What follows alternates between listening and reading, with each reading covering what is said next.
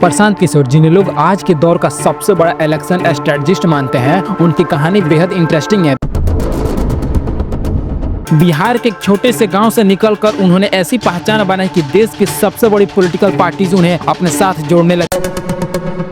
बचपन से ही पढ़ाई में अच्छे रहे, डॉक्टर बनना चाहते थे, लेकिन किस्मत ने उन्हें एक अलग रास्ते पर ला खड़ा किया। विदेश में काम करने के बाद जब वे भारत लौटे तो पॉलिटिक्स की गलियों में उनकी एंट्री हुई और यहीं से उनकी असली पहचान बनी। साल 2014 के लोकसभा इलेक्शन में नरेंद्र मोदी की जीत हो या फिर साल 2015 के बिहार असेंबली इलेक्शन में महागठबंधन की धमाकेदार वापसी, हर जगह प्रशांत किशोर का दिमाग और उनकी स्ट्रेटजी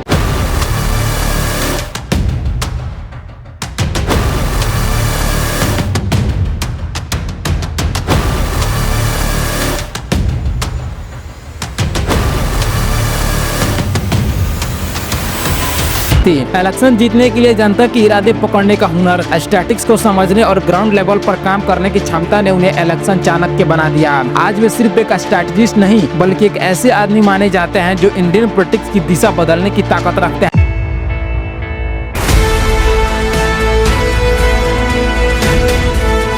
उनकी जिंदगी स्ट्रगल और हार्ड वर्क की मिसाल है, जिन्हें जानकर कोई भी इंस्पायर हो सकता है।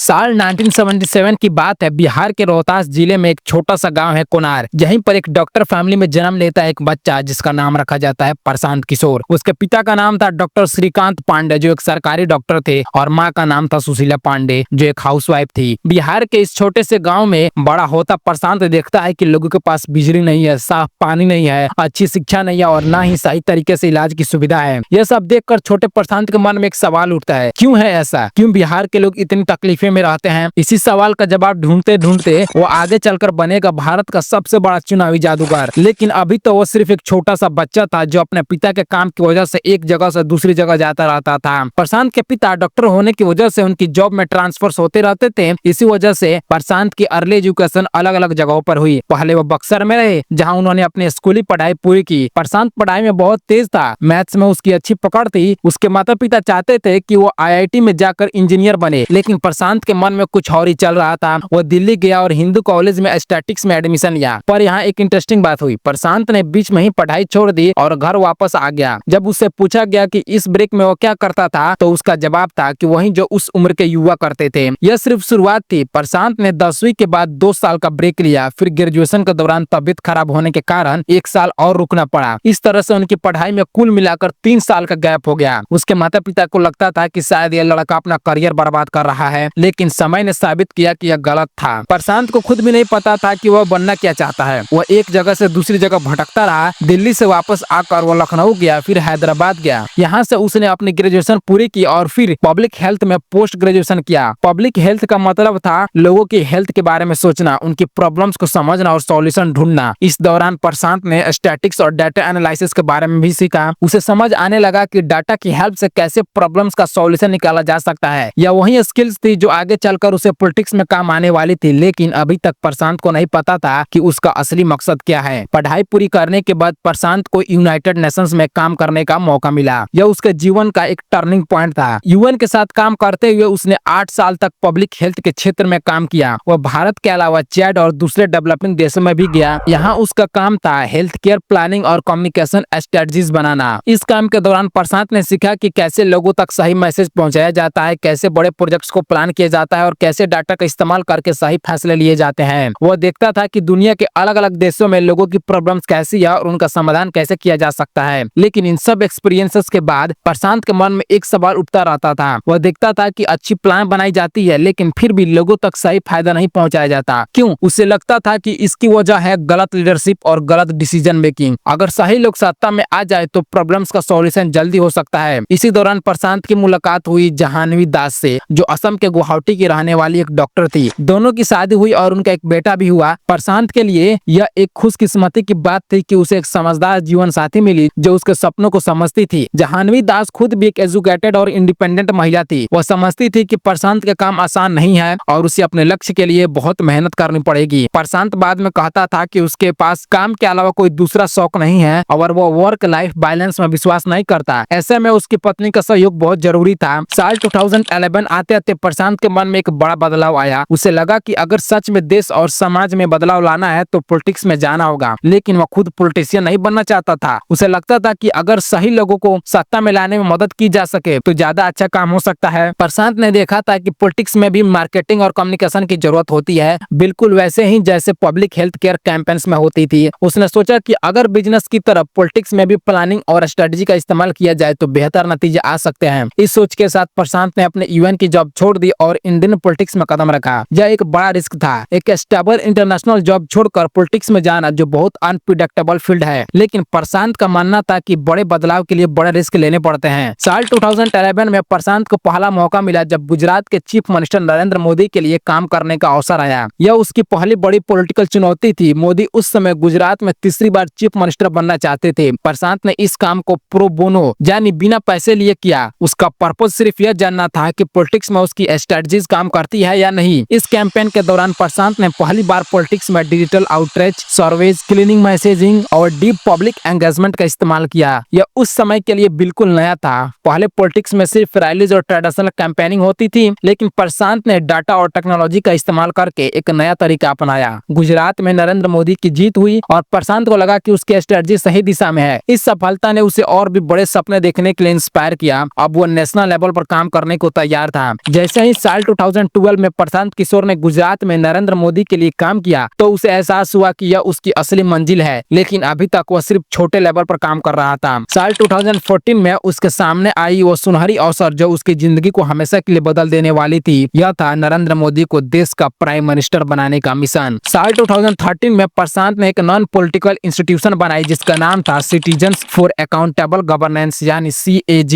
यह नाम बिल्कुल वैसा ही था जैसे सरकार का कंट्रोलर एंड ऑडिटर जनरल होता है। प्रशांत की यह स्ट्रेटजी बहुत चालाक थी। उसने CAG के रिपोर्ट्स का इस्तेमाल करके यूपीए सरकार की करप्शन को एक्सपोज किया और लोगों के मन में बदलाव की इच्छा पैदा की। CAG में प्रशांत ने 1200 से ज्यादा युवाओं की एक टीम बनाई। इनमें से ज्यादातर MBA थे, IIT से पढ़े हुए इंजीनियर थे या फिर बड़ी कंपनीज में काम कर चुके प्रोफेशनल्स थे। प्रशांत का मानना था कि पॉलिटिक्स में भी कॉर्पोरेट वर्ल्ड की तरफ प्लानिंग, रिसर्च और डाटा एनालिसिस की जरूरत होती है। इन युवाओं को 13 स्टेट्स में भेजा गया ताकि वे ग्राउंड लेवल पर जाकर समझ सके कि लोग क्या चाहते हैं। यह वही तरीका था जो प्रशांत ने यूएन के साथ काम करते ही समय पब्लिक हेल्थ कैंपेन्स में सीखा था। वो जानता था कि अगर आपके लोगों के दिलों तक पहुंचना है तो पहले उनकी जरूरतों को समझना होगा। साल 2014 का इलेक्शन प्रशांत किशोर के करियर का सबसे बड़ा मोड़ था। उसने ऐसी कैंपेन्स बनाई जिन्होंने इंडियन पॉलिटिक्स का चेहरा ही बदल दिया। सबसे पहले तो उसने चाय पे चर्चा कैंपेन बनाया। इस कैंपेन के तहत देश भर में चाय की दुकानों पर लोग मोदी की बातें सुनते थे और अपनी राय रखते थे। यह इतना सफल हुआ कि लोग खुद ही इसमें पार्टिसिपेट लेने लगे। फिर प्रशांत ने 3D होलोग्राम रैलीज का आइडिया दिया। यह टेक्नोलॉजी का इस्तेमाल करके मोदी एक साथ कई जगह एड्रेस कर सकते थे। पहले कभी इंडियन पॉलिटिक्स में इतनी मॉडर्न टेक्नोलॉजी का इस्तेमाल नहीं हुआ था। सोशल मीडिया का भरपूर इस्तेमाल किया गया। फेसबुक, ट्विटर जैसे प्लेटफॉर्म पर लोगों तक मोदी का मैसेज पहुंचाया गया। डाटा एनालिटिक्स का इस्तेमाल करके यह पता लगाया गया कि किस एरिया में कौन सा इशू ज्यादा इंपॉर्टेंट है। हर कंस्टिट्यूएंसी के लिए अलग अलग स्ट्रेटजी बनाई गई। प्रशांत ने मोदी को एक ब्रांड बना दिया। गुजरात मॉडल ऑफ डेवलपमेंट की बात की गई। डेवलपमेंट, गुड गवर्नेंस और करप्शन के खिलाफ लड़ाई को मेन इश्यूज बनाया गया। 10 साल की यूपीए की एंटी इनकुबेंसी को सक्सेसफुली मोदी के फेवर में कन्वर्ट किया गया। नतीजा यह हुआ कि बीजेपी को 282 सीट्स मिली और पहली बार 67 साल की हिस्ट्री में किसी नॉन कांग्रेस पार्टी को एब्सोल्यूट मेजोरिटी मिली। यह प्रशांत किशोर के लिए एक शानदार जीत थी, लेकिन साथ ही यह उसकी असली परीक्षा की शुरुआत भी थी। साल 2014 की जीत के बाद प्रशांत को उम्मीद थी कि उसे गवर्नमेंट में कोई बड़ा रोल मिलेगा। वह चाहता था कि उसे गवर्नेंस इनोवेशन का काम दिया जाए, लेकिन बीजेपी के अंदर खासकर अमित शाह के साथ उसके टेंशन बढ़ने लगे। शाह को लगता था कि प्रशांत एक आउटसाइडर है जो पार्टी की एस्टैब्लिश्ड हायरार्की को थ्रेट कर रहा है। प्रशांत चाहता था कि गवर्नेंस में सिस्टम्स बनाए जाए, जबकि बीजेपी की प्रायोरिटी थी इलेक्टोरल डोमिनेंस और आइडियोलॉजिकल एजेंडा। यह फंडामेंटल डिफरेंस था दोनों के बीच में। साल 2015 तक यह साफ हो गया था कि प्रशांत का बीजेपी के साथ रास्ता अलग होने वाला है। साल 2015 में प्रशांत ने अपना CAG प्लेटफॉर्म को डिसॉल्व किया और एक नया ऑर्गेनाइजेशन बनाया, इंडियन पॉलिटिकल एक्शन कमेटी यानी IPAC।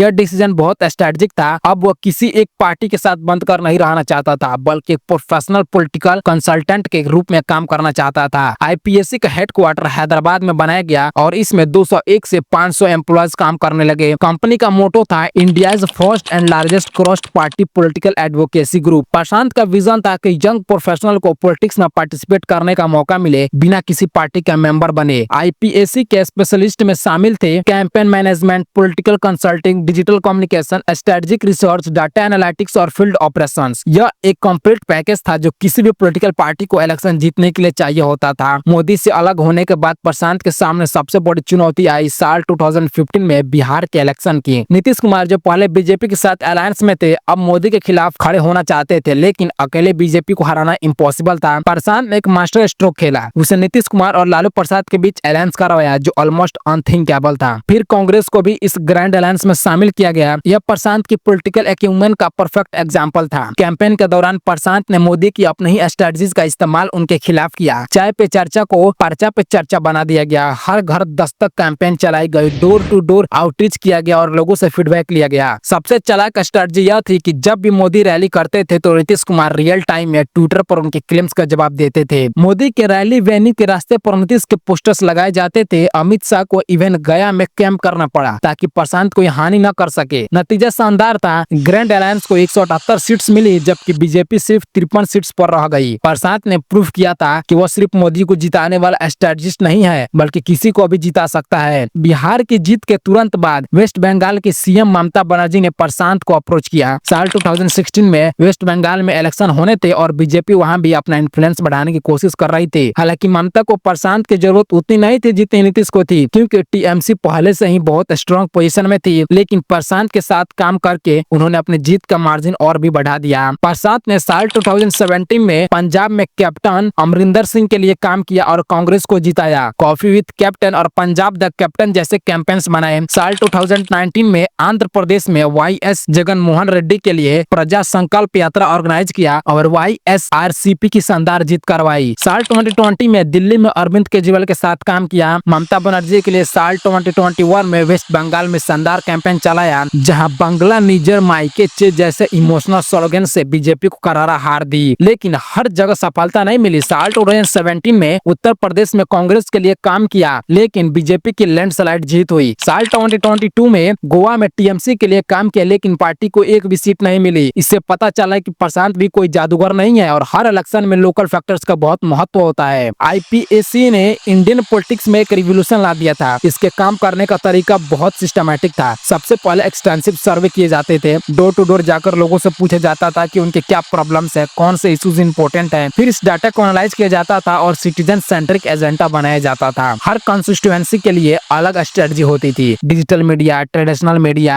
ग्राउंड कैंपेन सब कुछ कोऑर्डिनेट किया जाता था। आईपीएसी के एम्प्लॉयज को फुट सोल्जर कहा जाता था। ये लोग ग्रास रूट लेवल पर जाकर माइक्रो लेवल डिटेल्स गैदर करते थे। टेक्नोलॉजी का भरपूर इस्तेमाल किया जाता था। डाटा एनालिटिक्स से प्रिडिक्ट किया जाता था कि कौन से एरियाज में कितना सपोर्ट है। प्रशांत का फॉर्मूला था just being open minded, driven by the evidence of the data we gather and being commonsensical. वह आइडियोलॉजिकल की बजाय डाटा पर भरोसा करता था। समय के साथ प्रशांत के कई पॉलिटिकल लीडर्स के साथ रिलेशन खराब होने लगे। मोदी, राहुल गांधी, नीतीश कुमार, अरविंद केजरीवाल सभी के साथ किसी न किसी वजह से डिफरेंसेस आ गए। कई लीडर्स को लगने लगा था कि प्रशांत बहुत ज्यादा पावर गेन कर रहा है और गवर्नमेंट अफेयर्स में इंटरफेयर कर रहा है। साल 2020 में नीतीश कुमार की जेडीयू से भी उसका ब्रेकअप हो गया जब उसने सीएए, एनपीआर, एनआरसी का विरोध किया। इससे साफ पता चलता था कि प्रशांत सिर्फ प्रोफेशनल कंसल्टेंट नहीं रहना चाहता था बल्कि आइडियोलॉजिकल पोजीशन भी लेना चाहता था। साल 2022 में प्रशांत को कांग्रेस ने अप्रोच किया कि वह साल 2024 इलेक्शंस के लिए पार्टी के साथ ज्वाइन करे। प्रशांत ने कांग्रेस के लिए एक डिटेल्ड ब्लूप्रिंट भी तैयार किया था, लेकिन इम्प्लीमेंटेशन को लेकर डिसएग्रीमेंट्स हो गए और फाइनली प्रशांत ने कांग्रेस का ऑफर रिजेक्ट कर दिया। प्रशांत का कहना था कि कांग्रेस को लीडरशिप एंड कलेक्टिव विल की जरूरत है ट्रांसफॉर्मेशनल रिफॉर्म्स के लिए। यह स्टेटमेंट कांग्रेस लीडरशिप के लिए बहुत कंट्रोवर्शियल था। साल 2021 आते आते प्रशांत किशोर एक ऐसे मुकाम पर पहुंच गया था जहां उसकी एक बात से सारे देश की पॉलिटिक्स में हलचल मच जाती थी। वेस्ट बंगाल और तमिलनाडु में ममता बनर्जी और एमके स्टालिन की शानदार जीत के बाद प्रशांत अपने करियर के पीक पर था, लेकिन तभी उसने एक ऐसे फैसला लिया जिसने सभी को चौंका दिया। 2 मई साल 2021 को प्रशांत ने अनाउंस किया कि वो अब इलेक्शन स्ट्रेटजिस्ट का काम छोड़ रहा है। एनडीटीवी के इंटरव्यू में उसने कहा, मैं अब इस क्षेत्र में नहीं रहना चाहता, काफी कर लिया, अब जीवन में कुछ और करना चाहता हूँ, अब इस क्षेत्र से विदा लेने का समय है। यह स्टेटमेंट सभी के लिए शॉकिंग था क्योंकि प्रशांत अपने करियर के सबसे सक्सेसफुल फेज में था और उसकी फीस भी करोड़ों में पहुंच गई थी। सबसे पहले प्रशांत ने सोचा कि शायद कांग्रेस के साथ जुड़कर नेशनल लेवल पर काम किया जा सकता है। साल 2022 की शुरुआत में कांग्रेस लीडरशिप ने उसे अप्रोच किया और उसे एम्पावर्ड एक्शन ग्रुप ईएजी में शामिल होने का ऑफर दिया। प्रशांत ने कांग्रेस के लिए कॉम्प्रिहेंसिव रिवाइवल ब्लूप्रिंट भी तैयार किया था, लेकिन यहाँ भी वही पुरानी कहानी हुई। प्रशांत चाहता था कि कांग्रेस में स्ट्रक्चर रिफॉर्म्स किए जाए, लीडरशिप को मजबूत बनाया जाए और ट्रांसफॉर्मेशनल चेंज लाया जाए। लेकिन कांग्रेस लीडरशिप को लगता था कि यह बहुत रेडिकल अप्रोच है। ईएजी के फॉर्मेशन को लेकर भी प्रशांत के डिसएग्रीमेंट थे, क्योंकि यह बॉडी पार्टी के कॉन्स्टिट्यूशन के हिसाब से नहीं था। अप्रैल साल 2022 में प्रशांत ने ट्विटर पर ट्वीट करके कांग्रेस का ऑफर रिजेक्ट कर दिया। उसने लिखा, in my humble opinion, more than me the party needs leadership and collective will to fix the deep rooted structural problems through transformational reforms. इस स्टेटमेंट ने कांग्रेस लीडरशिप को बुरा लगा और पूरा पॉलिटिकल वर्ल्ड समझ गया कि प्रशांत अब किसी पार्टी के साथ काम करना नहीं चाहता। कांग्रेस के साथ बातचीत फेल होने के बाद प्रशांत ने अपने जीवन की सबसे बड़ी डिसीजन ली। 2 मई साल 2022 को उसने ट्विटर पर एक ट्वीट किया जो आगे चलकर बिहार की पॉलिटिक्स बदल देने वाला था। उसने लिखा, my wish to be a meaningful participant in democracy and help से pro people policy led to a 10-year roller coaster ride. As I turn the page, time to go to the real masters, the people, to better understand the issues and the path to Jan Suraj, People's Good Governance beginning from Bihar. इस tweet के साथ प्रशांत ने साफ कर दिया कि अब वह असली मालिकों यानी जनता के पास वापस जाना चाहता है। उसका मानना था कि अब तक वो पॉलिटिशियंस की मदद करता रहा, लेकिन असल में चेंज लाने के लिए सीधे जनता के साथ काम करना होगा। अक्टूबर साल 2022 से प्रशांत ने बिहार भर में 3000 किलोमीटर की पद यात्रा शुरू की। यह सिर्फ एक पॉलिटिकल रैली नहीं थी, बल्कि एक गहरी सोशल और पॉलिटिकल रिसर्च थी। प्रशांत गांव-गांव जाकर लोगों से मिलता था, उनकी प्रॉब्लम सुनता था और रियल इश्यूज को समझने की कोशिश करता था। यह पद यात्रा 2 साल तक चली। इस दौरान प्रशांत ने 5000 से ज्यादा गाँव का दौरा किया। वह सिंपल कपड़ों में जाता था, गाँव के चौपाल पर बैठकर लोगों से बात करता था। टेक्नोलॉजी का भी भरपूर इस्तेमाल किया गया। एक स्पेशल ऐप बनाया गया था जिसमें हर गाँव की प्रॉब्लम्स और फीडबैक को रिकॉर्ड किया जाता था। लोगों ने उसे बताया कि स्कूल्स में टीचर्स नहीं आते हैं, हॉस्पिटल्स में डॉक्टर्स नहीं है, जॉब्स के लिए बच्चों को दूसरे स्टेट्स जाना पड़ता है, करप्शन से परेशान लोगों ने कहा कि वेलफेयर स्कीम्स का पैसा नहीं मिलता। प्रशांत ने इन सब बातों को ध्यान से सुना और नोट्स कर लिए। 2 अक्टूबर साल 2024 को